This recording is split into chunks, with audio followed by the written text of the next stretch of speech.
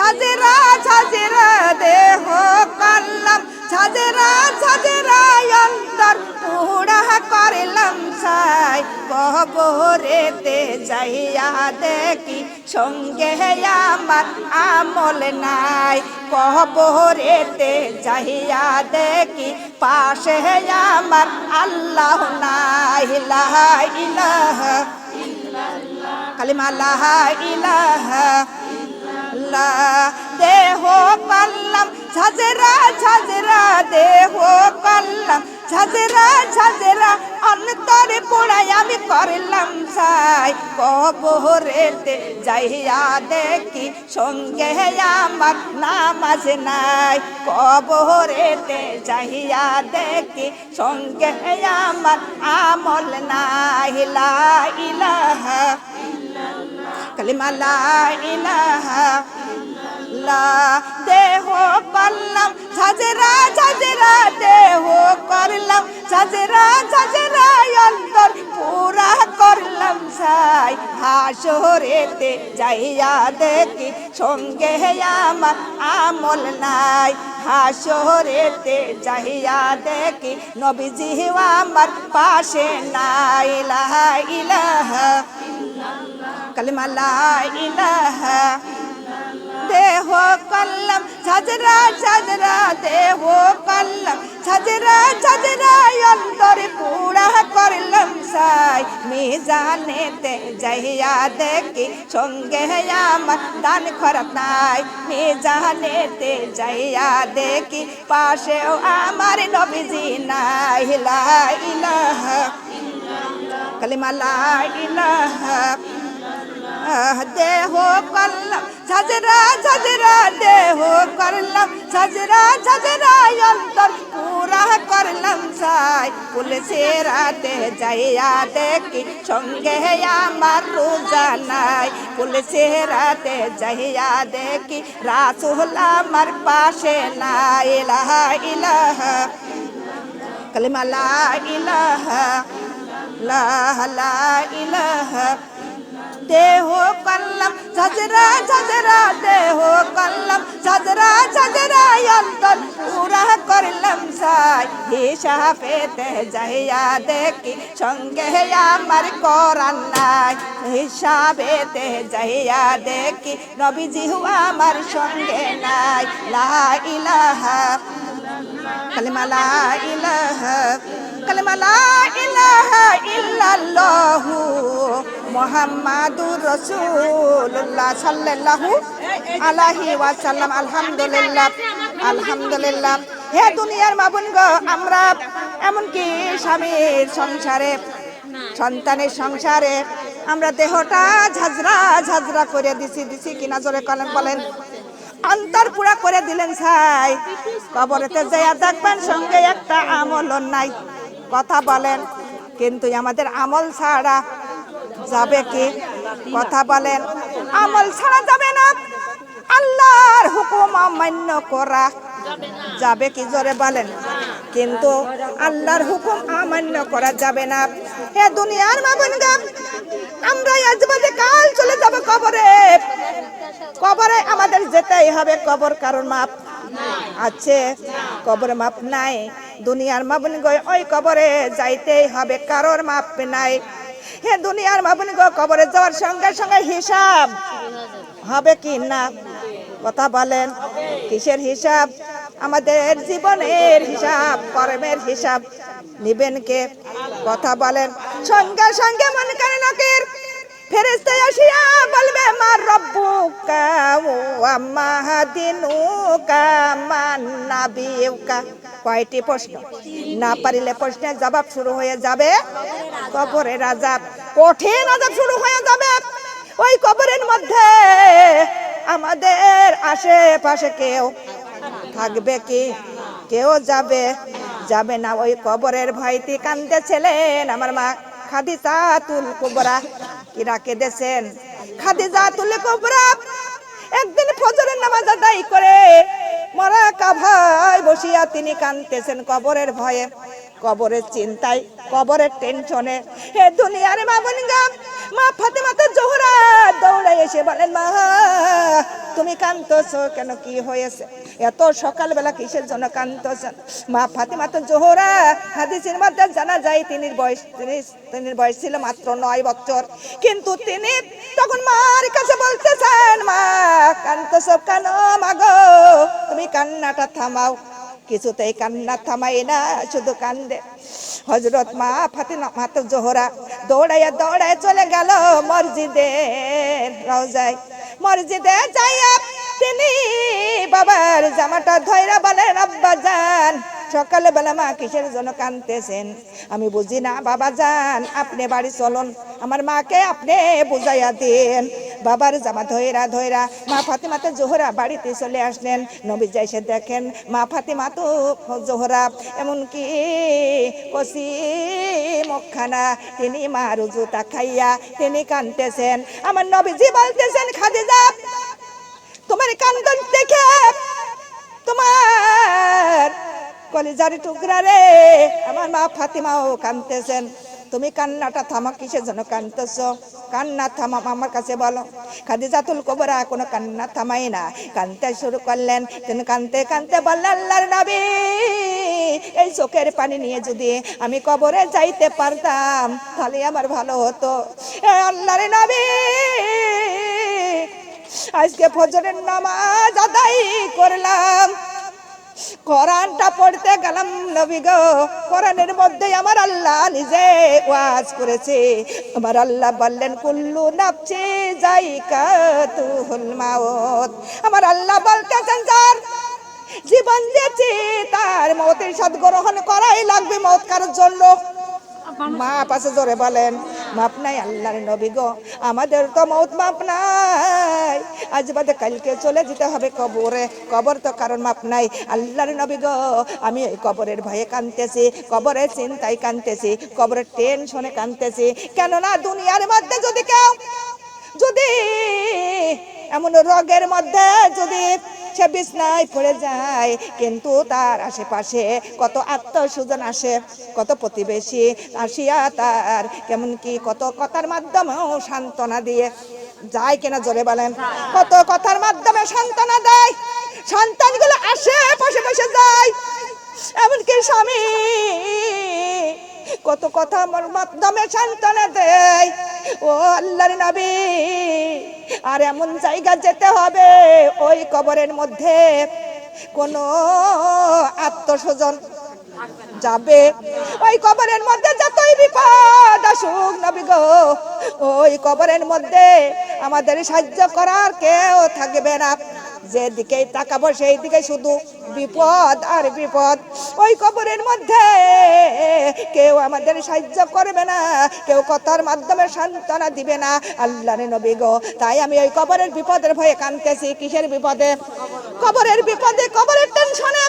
হে দুনিয়ার মাবুন গো, হযরত খাদিজাতুল কুবরা বিশ্ব নবীর বিবি, কোন নবীর? বিশ্ব নবীর বিবি হইয়া কাঁদতেছে কিসের ভয়ে? কবরের টেনশনে, কবরের ভয়ে। দুনিয়ার মাবুন গো, হযরত খাদিজাতুল কুবরা শুধু তাই নয়, তিনি হলেন বিশ্ব জগতের নারীদের সর্দার মা ফাতিমা তো জোহরার আম্মা জান।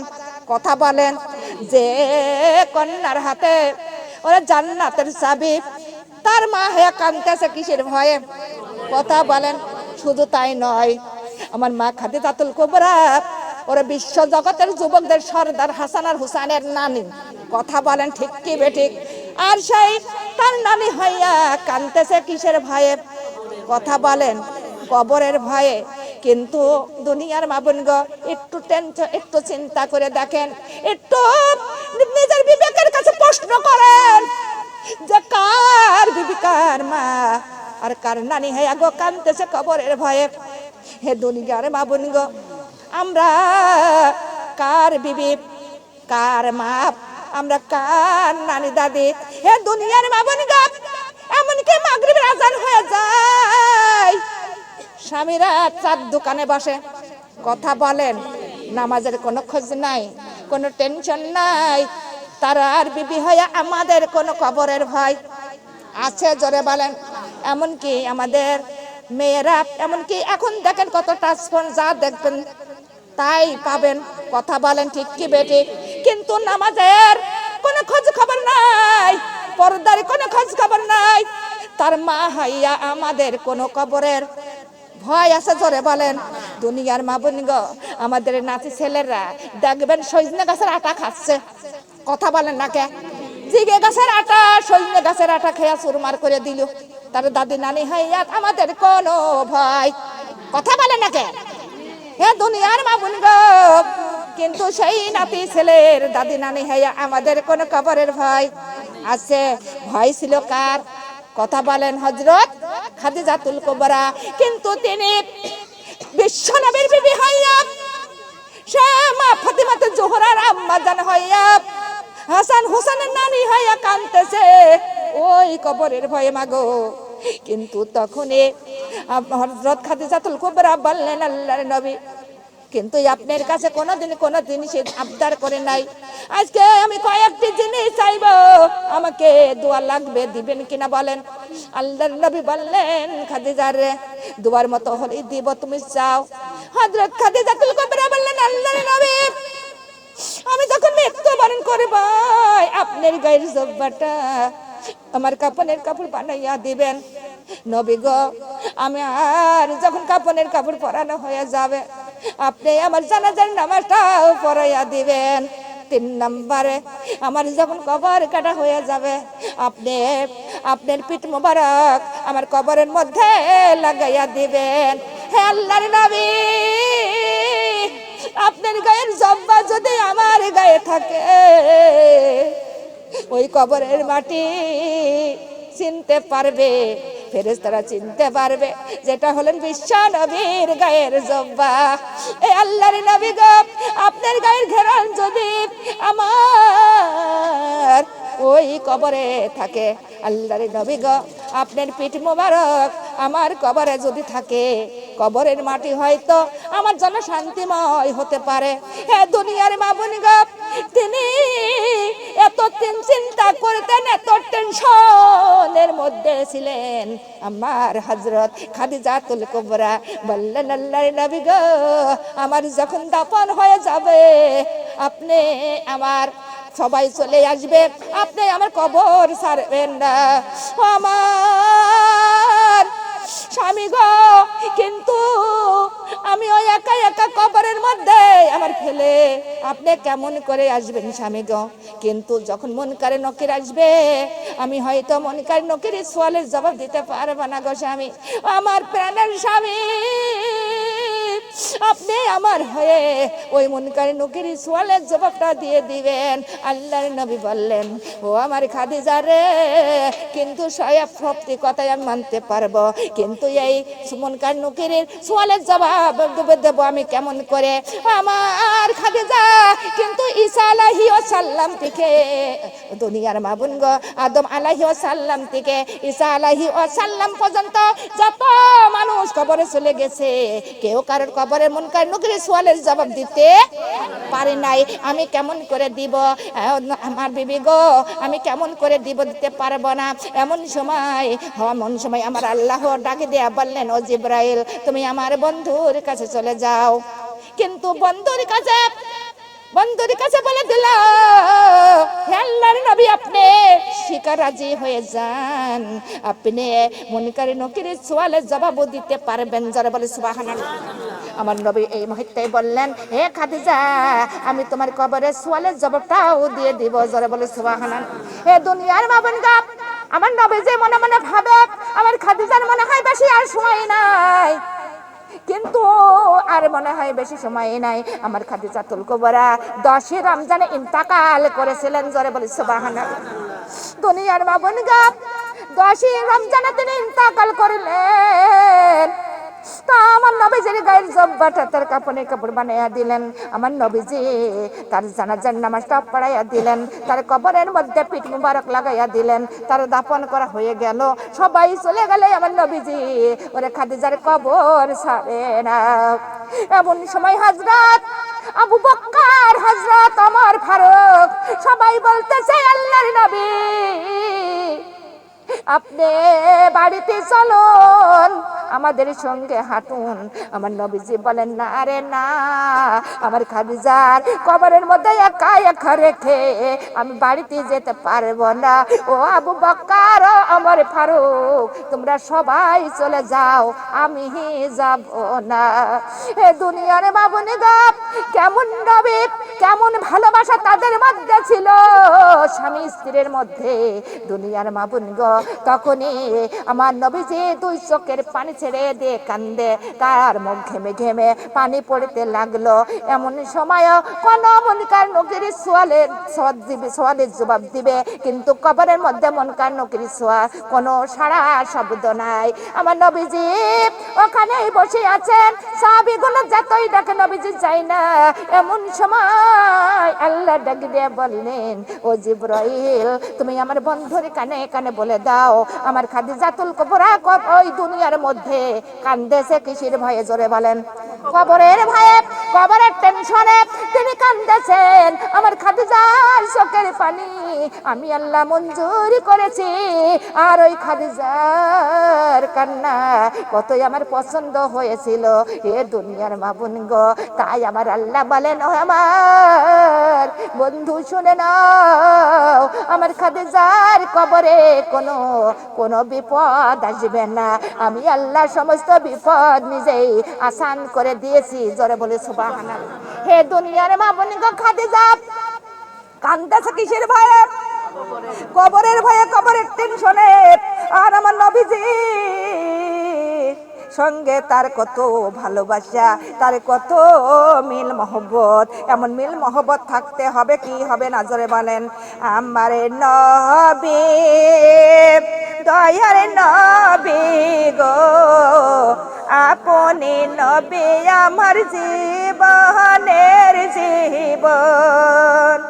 আমার নবী, দয়ার নবী গো, আপনি নবী আমার জীবনের জীবন। আপনি নবী আমার জীবন সাথী, অন্ধকার কবরের বাতি। আপনি নবী আমার জীবন সাথী, অন্ধকার কবরের বাতি। আপনা ছাড়াই আমার না জীবন, আপনি ছাড়াই আমার বাসে না জীবন। দয়ার নবী, দয়ার নবী গো, আপনি নবী আমার জীবনের সাথী। আপনি নবী আমার জীবনের সাথী, আপনি নবী আমার জীবন সাথী। কঠিন হাসরের সঙ্গী, আপনি নবী আমার জীবন সাথী। কঠিন হাসরের সঙ্গী, আপনার নূরে সৃষ্টি এই জাহান। আপনার নূরে সৃষ্টি এই ভুবন। দয়ার নবী, দয়ার নবী গো, আপনি নবী আমার জীবনের জীবন। আলহামদুলিল্লাহ। তাদের এত মিল মহব্বত ছিল স্বামী স্ত্রীর মধ্যে। হাদিসের মধ্যে জানা যায়, আমার খাদিজাতুল কুবরা যখন রান্না ঘরের মধ্যে থাকতেন, আমার দয়ার নবী মায়ার নবী তখনই ওই কালিমার দাওয়াতে যাইতেন। কিন্তু ওই দাওয়াত শেষ করে যখন বাড়িতে ফেরতেন, তখন দেখতেন খাদিজাতুল কুবরার কোনো রান্না শেষ হয় নাই। ওই অবস্থায় আমার নবীজি ওই ঘরের মধ্যে, রান্না ঘরের মধ্যে ঢুকে যেতেন। জোরে বলে সুবহানাল্লাহ। ঢুকে যাইয়া তিনি বিবির কাজের সাহায্যতা করতেন। এ দুনিয়ার মাবুন গো, কিন্তু কেমন স্বামী স্ত্রীর মেল, একসঙ্গে তারা রান্না করিয়া একসঙ্গে ঘরের মধ্যে নিয়া তারা একসঙ্গে খাইতে বসতো। হাদিসের মধ্যে জানা যায়, আমার খাদি আল্লাহর নবী যে গ্লাসে পানি খাইতো, যেখানে ঠোঁট লাগাইয়া সেখানে খাদিজাতুল কুবরা ঠোঁট লাগাইয়া পানি খাইতো। জোরে বলে সুবহানাল্লাহ। একটা ফল তারা দুইটা ভাগ করে খাইতেন, একটা গোশতের টুকরা দুইজনে দুই পাশ দিয়ে খাইতেন। জোরে জোরে বলে সুবহানাল্লাহ। এ দুনিয়ার মাবুন গো, স্বামী স্ত্রীর মধ্যে মিল থাকতে হবে। কার মধ্যে? জোরে বলেন, কার মধ্যে? স্বামী স্ত্রীর মধ্যে মিল থাকতে হবে। কিন্তু স্বামী স্ত্রীর মধ্যে যাদের মিল মহব্বত নাই, তাদের কবরে গেলেও কোনো জীবনের শান্তি পাবে জোরে বলেন? কোনোদিনও শান্তি পাবে না। কেননা আমার আল্লাহ বলতেছেন, সিজদা করতে বলেছি তোমার। কার সিজদা? আল্লাহর।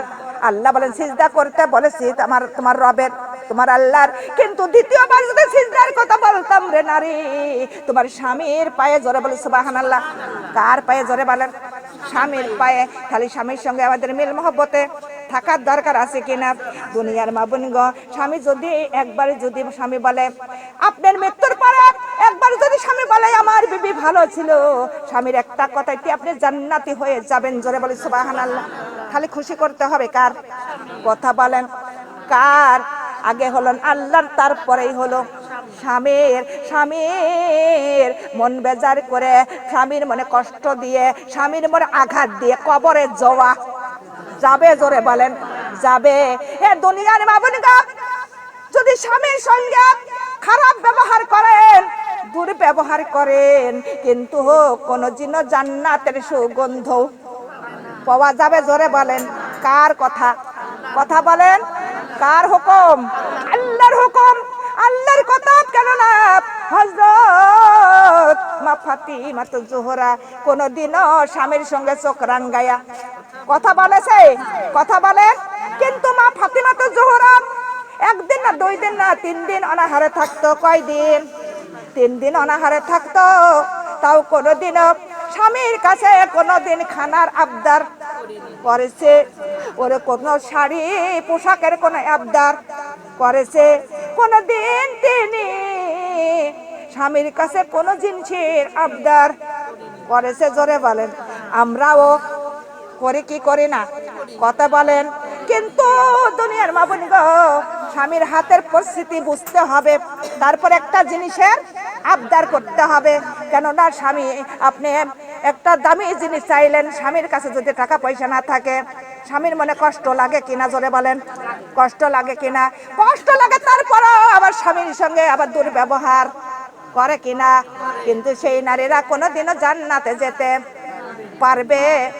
কার কথা? আল্লাহর কথা। হযরত আলীর সঙ্গে যেদিন মা ফাতিমাতুজ জোহরার বিবাহ দিলেন, বিবাহ যখন হয়ে গেল, বিবাহের ঘটক ছিলেন কে? কথা বলেন?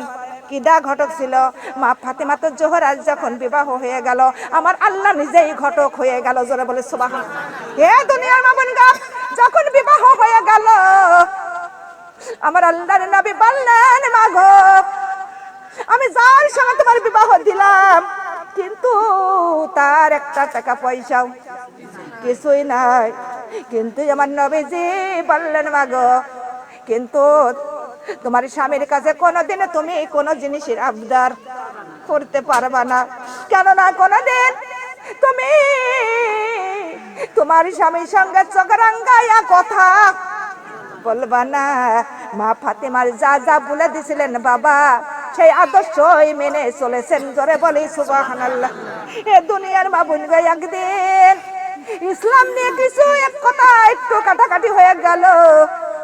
এমনই সময় হযরত আলী বাড়ি থেকে চলে গেল, যে একটা মসজিদের মধ্যে তিনি রাত কাটাইয়া দিল, বাড়ি আসলেন না। এমনই সময় নবীজি নামাজ, ফজরের নামাজ আদায় করে মা ফাতিমার বাড়ি চলে গেল। মা ফাতিমার বাড়ি যাইয়া দেখে মা ফাতিমা মনটা বেজার হয়ে বসে আছে। কিন্তু তখনই সালাম দিলেন, সালামের উত্তরে দিয়ে বলে, মাগো মাগো, আমার হযরত আলী কোথায়? মা ফাতিমাতুজ জোহরা বললেন, বাবা, রাতের বেলায় আপনার জামাইয়ের সঙ্গে আমার ইসলাম নিয়ে কিছু একটা কথা কাটাকাটি হয়েছিল, কিন্তু আপনার জামাই এই ঘর ছেড়ে কোথায় জেনে সারা রাত চলে গেছে, বাড়িতে আসি নাই। আমার নবীজি বলতেছেন, মা, এ কি কাজ করেছো? কিন্তু আজকে তোমার ঘরের উপরে একটু রহমত পড়ে নাই। কি পড়ে নাই জোরে বলেন? একটু রহমত পড়ে নাই মা গো। কিন্তু এ কি কাজ করেছো? যার স্বামীর সঙ্গে বিবির যদি কোনো একটু ঝগড়া ঝাঁটি যদি একটু হয়ে থাকে, কিন্তু সেই নারী যদি স্বামীর বিছনা ছেড়ে অন্য জায়গায় যায় যদি শুয়ে থাকে, সারা রাত রহমতের ফেরেশতা সেই নারীর উপরে লালত করতে থাকে। জোরে বলি নাউজুবিল্লাহ। অভিশপ্ত করে, কি করে? কত বলেন? অভিশপ্ত করে। আমার নবীজি বললেন, মা গো তাড়াতাড়ি করে তুমি পর্দা করিয়া চলে যাও তোমার স্বামীর খোঁজে, তোমার স্বামীকে তুমি নিয়ে আসো। রাতের বেলা যা ঘটেছে মা গো সবই দোষ তুমি বহন করো, কিন্তু তোমার স্বামীর আমার হযরত আলীর একটা ফটো তুমি ওই দোষ দিও না, কিন্তু অপরাধী বানাইও না। সমস্ত অপরাধী মাগো তুমি হয়ে যাও। আমার মা ফাতিমা তো জোহরা তখনই পর্দা করিয়া পথে রওনা হয়ে গেল। হাঁটতে হাঁটতে যা দেখে একটা মসজিদ, মসজিদের মধ্যে হযরত আলী শুয়ে আছে। তখনই আমার মা ফাতিমা মসজিদের দরজায় যায়া তিনি সালাম দিলেন। সালামের উত্তর দিল হযরত আলী। দিয়া তখন মা ফাতিমা যাইয়া স্বামীর পাও দুইটা জড়াইয়া ধরলো, ধরে বলতেছে, স্বামী গো রাতের বেলায় যা ঘটছে সবই আমার দোষ, আপনার কোনো দোষ নাই। স্বামী গো আপনি আমাকে ক্ষমা করে দেন, আমাকে মাফ করে দেন। এমন দূরে এমন কথা আর কোনোদিনও আমাদের মধ্যে হবে না। হে দুনিয়ার মা বোনেরা, হযরত আলী সঙ্গে সঙ্গে হাসি মুখে মা ফাতিমার হাসি মুখে তিনি ক্ষমা করে দিলেন। ক্ষমা করে তিনি কপালে একটা চুম্বন দিলেন। চুম্বন দিয়ে তখন দুইজনা বাড়ি থেকে রওনা হয়ে গেল। তখন আমার নবীজি বসে আছেন। আমার নবীজি বললেন, মাগো এমন কাজ আর কোনোদিনও যেন না শুনি না করো মা। ও মা শুনে না, যদি কোন নারী স্বামীর আগে যদি মৃত্যুবরণ করে মা, স্বামী যদি একবার বলে আমার বিবি কত ভালো ছিল, আর স্বামী যদি এক ফোঁটা চোখের পানি যদি বিবির জন্য পড়ে মা, কিন্তু ওই চোখের পানিতে জাহান্নামের আগুন নিভাইয়া যাবে, আর ওই একটা কথায় তিনি জান্নাতি হয়ে যাবে। জোরে বলি সুবহানাল্লাহ। খুশি করব কার কথা বলেন? কার খুশি করব? আমরা আল্লাহ তো আছে, স্বামীর খুশির কথা আগে কন, আল্লাহর খুশি তো করবই। কথা বলেন, কার খুশি? স্বামীকে খুশি করে কবরে যেতে হবে। কথা বলেন। কিন্তু স্বামীর খিদমতের মধ্যে স্বামীর যদি খুশি রাজি আপনার উপরে থাকে, আপনার আর কোনো টেনশন, আর কোনো চিন্তা, আর কোনো ভাবনা আছে? জোরে বলেন। আমরা খুশি করব কার? জোরে জোরে কথা বলেন। কার খুশি? স্বামীকে খুশি করে কবরে যেতে হবে। যদি অন্যায় করে থাকেন আজকে স্বামীর কাছে যাই ক্ষমা চাবেন। কার কাছে? কথা বলেন। কেন না একটা মুসল্লি বিবাহ করেছেন। বিবাহ করার পর তিনি 25 বছর ঘর সংসার করলেন। কয় বছর? 25 বছর ধরে ঘর সংসার করলেন। 25 বছর পরে তার বিবিটা মারা গেল। মুসল্লির বিবি যখন মারা যায়, প্রতিদিন মুসল্লি বিবির কবরটা জিয়ারত করে। কিন্তু কয়েকদিনের মধ্যে একটা মেহমান তার বাড়িতে উপস্থিত হলেন। মেহমানটা ছিল আল্লাহর ওলি। কিন্তু তিনি বলতেছে, হে মুসল্লি এই কবরটা কার? বলে আমার বিবির। বলে তোমার বিবির কবর, কিন্তু তোমার বিবির কবরের মধ্যে দাউ দাউ করে আগুন জ্বলতেছে। জোরে বলে নাউজুবিল্লাহ। এ দুনিয়ার মা বোন, এই কথা শুনে মুসল্লি দুই চোখের পানি ছেড়ে দিয়ে কান্দে। আলী আওলা, আমার বিবির কবরে কেন দাও দাও করে আগুন জ্বলবে? আমার বিবি আমার সঙ্গে কত সুন্দর ব্যবহার করত। কিন্তু আলী আওলা বলতেছে, হে মুসল্লি তুমি বিবাহর দিকে তুমি মৃত্যু পর্যন্ত একটু চিন্তা করে দেখো যে তোমার সঙ্গে কোনোদিন তোমার বিবি কোনো দুর্ব্যবহার করেছে কিনা।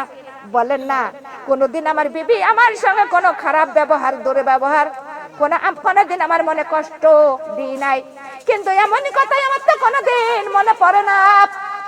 ওই আলী আউলার লোক আবার বলতেছে, মুসল্লি রে আবার তুমি একটু তাড়াই করে দেখো। আবারও যখন টরাই করতে লাগলো তখন একবার বলতেছে, আল্লাহওয়ালা ও আল্লাহর ওলি শুনে নাও, কিন্তু বিবাহের 3 দিন পরে একটা শাড়ি কিনেছিলাম, সেই শাড়িটা দেখে আমার বিবির পছন্দ হয়েছিল না। ওই শাড়িটা আনার সঙ্গে সঙ্গে আমার বিবির মনটা বেজার, মুখখানা বেজার করে ফেললেন, মুখটা কালো করে ফেললেন। কিন্তু আমি বুঝতে পারিয়া বললাম বিবিরে, কিন্তু এই শাড়িটা মনে হয় তোমার পছন্দ হয় নাই। বিবি কোনো কথা বললেন না। আবার বললাম, তা বিবি কথা বলল না। আমার পর মনে হয় অভিমান হয়েছিল আমার বিবি, কিন্তু তাছাড়াই আমার কোনো কথাই আমার মনে পড়ে না। আমার বিবি কোনোদিনই আমার সঙ্গে চোখের আঙ্গায় কথা বলে নাই, আমার কথার কোনোদিন বাধ্য হয় নাই, অবাধ্য হয় নাই, কোনোদিন আমার কথা মতো তিনি কোথাও যায় নাই, পর্দা ছাড়া কোনোদিন কোথাও যায় নাই, আমার সঙ্গে ছাড়া তিনি রাত দিন কাটায় নাই।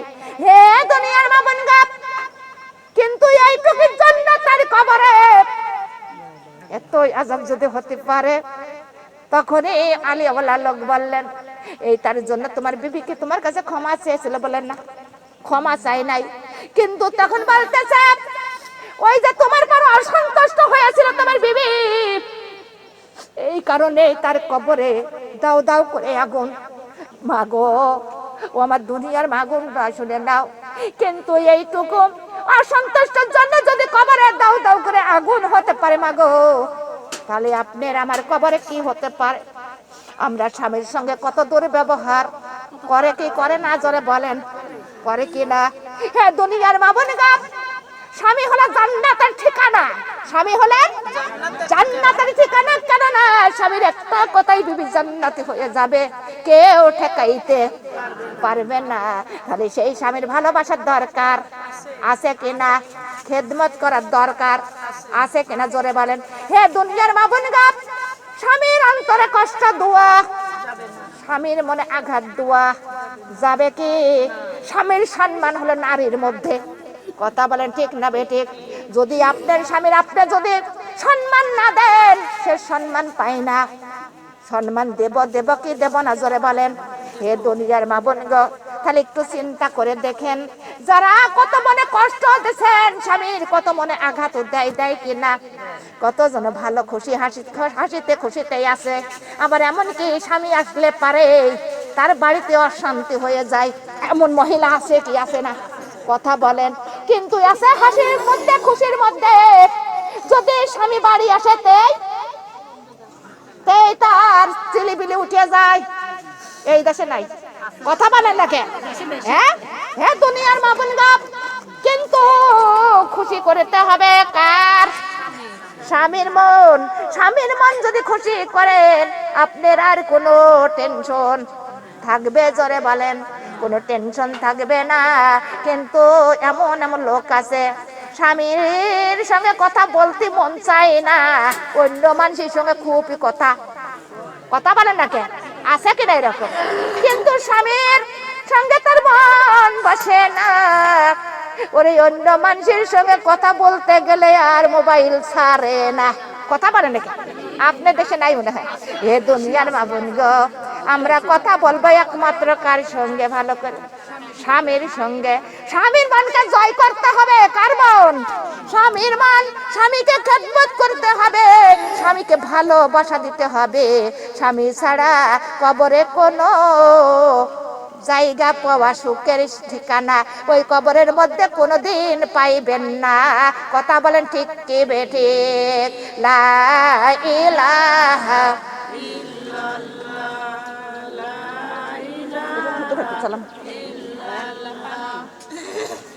কালিমা লা ইলাহা স্বামীর হুকুম মানিব রে আমরা, ছোট হইয়া যাব না। স্বামীর হুকুম মানিব রে আমরা, ছোট হইয়া যাব না। নামাজ পড়াই বাধা দিলে স্বামীর কথাই আমরা শুনবো না। ফরজে নামাজ স্বামীর কথা মানব না। কালিমা লা ইলাহা কালিমা লা ইলাহা কালিমা লা ইলাহা। স্বামীর গোসল করাইয়া দেব, ছোট হই আমরা হব না। স্বামীর গোসল করাইয়া দেব, ছোট হই আমরা। পর্দা করাই বাধা দিলে স্বামীর কথাই আমরা মানব না। পর্দা করাই বাধা দিলে স্বামীর কথাই আমরা শুনব না। কালিমা ইল্লাল্লাহ কালিমা লা ইলাহা। স্বামীর দুই পাহু ধোয়াইয়া দেব, ছোট আমরা হব না। স্বামীর দুই পাহু ধোয়াইয়া দেব, ছোট আমরা হব না। ফরজে রোজাই বাধা দিলে স্বামীর কথাই আমরা। ফরজ রোজাই বাধা দিলে স্বামীর কথাই আমরা মানব না। কালিমা লা ইলাহা কালিমা লা ইলাহা কালিমা লা ইলাহা। স্বামীর আহারে খাওয়াইয়া দেব, ছোট হই আমরা হব না। স্বামীর আহারে খাওয়াইয়া দেব, ছোট হই আমরা হব না। ছোট আমরা হব না। কোরআন শিখাই বাধা দিলে স্বামীর কথাই আমরা শুনব। কোরআন শিখাই বাধা দিলে স্বামীর কথাই আমরা শুনব না। লা ইলাহা কালিমা লা ইলাহা কালিমা লা ইলাহা ইল্লাল্লাহু মুহাম্মাদুর রাসূলুল্লাহ সাল্লাল্লাহু আলাইহি ওয়াসাল্লাম। কিন্তু স্বামীর খেদমত করা যাবে, স্বামীর সব কিছু মানবো, কিন্তু স্বামী যদি এই কয়টা কথা বলে মানা যাবে? কথা বলেন পর্দা কার হুকুম, কথা বলেন নামাজ কার হুকুম, রোজাটা কার হুকুম? তাহলে আল্লাহর হুকুম মানার দরকার। যেগুলো আল্লাহর হুকুম মানতে হবে। যেগুলো স্বামীর হুকুম মানবো। কথা বলেন ঠিক কি বেঠিক? কিন্তু আপনার স্বামী যদি বলে যে রোজা রাখো না, তাহলে কি রোজা রাখা ছেড়ে দেবেন? কথা বলেন। কিছু কিছু লোক ছাড়েও দেয়, কিন্তু রোজা হলে আল্লাহর হুকুম। কার হুকুম জোরে বলেন? কার হুকুম? কিছু কিছু লোক দেখবেন কয়েকদিন রোজা আছে, তারপরে আর নাই, তারপরে ফক্ত। এ দুনিয়ার বাবনগা যদি বলা যায় আপনি কি রোজা আছেন, বলেন না। বলে কেন? বলে তোর ভাই নিষেধ করেছে। কথা বলে না, কিন্তু তোর ভাই নিষেধ করেছে, আমার বলে ওষুধ কিনে দেবে না, তাই আমি আজকে রোজা নাই। কিন্তু সেটা হলো আপনার স্বামীর হুকুম না। হুকুমটা কার হুকুম? আল্লাহর হুকুম মানতেই হবে। কোনো মাপ আছে জোরে বলেন? কিন্তু আল্লাহর হুকুম আমাদের 30টা 29টা রোজা রাখা কার হুকুম? আল্লাহর হুকুম আমাদের মানতে হবে। একটা রোজা যে অমান্য করবে সে কাফের হইয়া যাবে। কথাটা কার কথা বলেন? আল্লাহর কথা। কিন্তু আমাদের একটা রোজা অমান্য করা যাবে না। কিন্তু আল্লাহ তাআলা বলেন, হে আমার বান্দা বান্দেরা, তোমরা আমার খুশির জন্য রোজা রাখো। কার খুশির জন্য? আল্লাহর খুশির জন্য রোজা রাখতে হবে। আমার আল্লাহর খুশির জন্য যারা রোজা রাখে, আমার আল্লাহ সেই বান্দা বান্দির উপরে খুশি হয়ে যায়। জোরে বলে সুবহানাল্লাহ। হে দুনিয়ার মা বোনগা, আমার আল্লাহ খুশি হয়ে যায়, তাদের নিজ হাতে আমার আল্লাহ প্রতিদান দিয়ে দেয়। জোরে বলে সুবহানাল্লাহ। ও দুনিয়ার মা বোনগা, কিন্তু রমজানের প্রথম মাস যেদিন, প্রথম দিন যেদিন আসে, যেদিন প্রথম রাত, সেই দিন আমার আল্লাহ ওই দোজখের ফেরেশতা মালিককে ডাক দিয়ে বলে, ও মালিক, আজকে হলো রমজানের প্রথম রাত, আর তুমি সমস্ত দোজখের দরজা বন্ধ করে দাও, কেননা আমার আখিরি নবী আমার বন্ধুর উম্মতরা রোজা রাখবে। জোরে বলি সুবহানাল্লাহ। একটি মাসের জন্য তুমি ওই দোজখের দরজা একটাও তুমি খুলো না। আর সমস্ত শয়তানকে কায়েত দ্বারা এবং শিকল দ্বারা বাঁধে রাখো ওই 1 মাস পর্যন্ত। কার কথা? আমার আল্লাহ আবার রেদান ফেরেশতাকে ডাক দিয়ে বলেন, ও জান্নাতের ফেরেশতা রেদান, তুমি একটি মাসের জন্য সমস্ত জান্নাতের দরজাগুলো খুলে দাও। আমার আখিরি নবীর উম্মত, ওরে আমার বন্ধুর উম্মত এবং আমার বান্দা বান্দিরা রোজা রাখবে। জোরে জোরে বলি সুবহানাল্লাহ। সমস্ত জান্নাতের